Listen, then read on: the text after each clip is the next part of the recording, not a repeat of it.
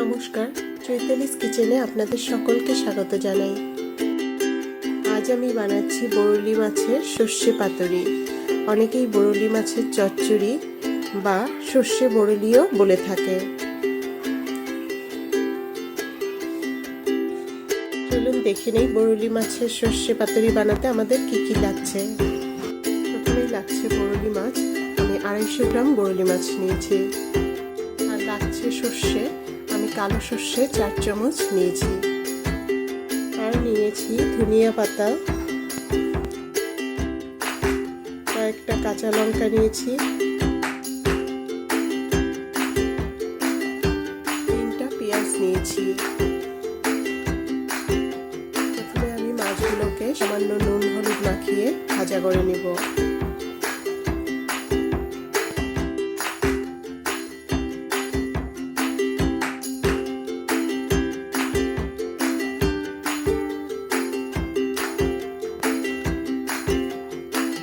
ভাজা হয়ে গেছে, এবার একটি পাত্রে আমি নামিয়ে রাখবো।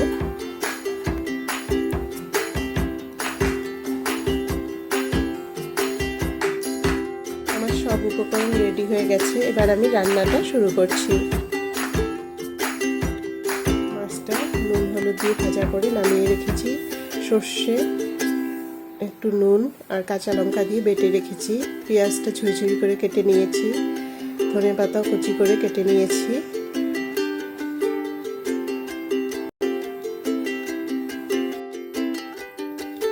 সরষের তেল গরম হয়ে গেছে, আমি পেঁয়াজ কুচি দিয়ে দিলাম।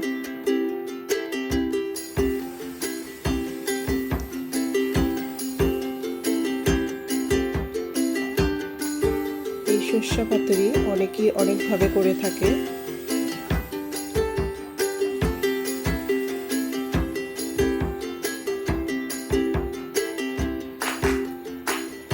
সামান্য নুন দিয়ে দিলাম।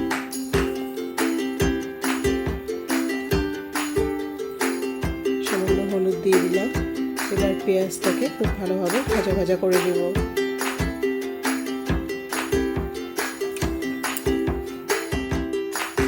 পেঁয়াজটা সুন্দর ভাজা ভাজা হয়ে গেছে।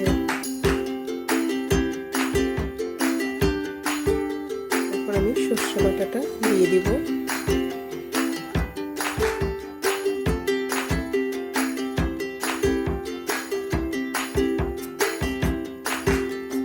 সর্ষে বাটা আমি কাঁচা লঙ্কা আর নুন দিয়ে বেটে রেখেছি।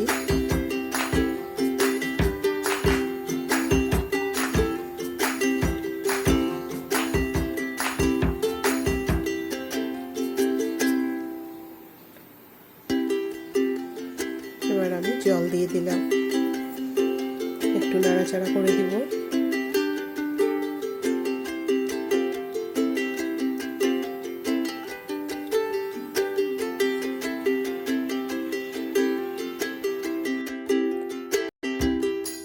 জলটা ফুটে এসেছে, এবার আমি ভাজা মাছগুলো দিয়ে দিলাম। সবকিছু মিশিয়ে নিব।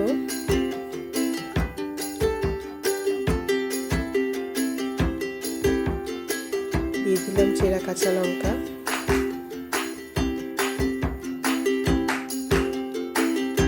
ধনিয়া পাতা কুচি দিয়ে দিলাম।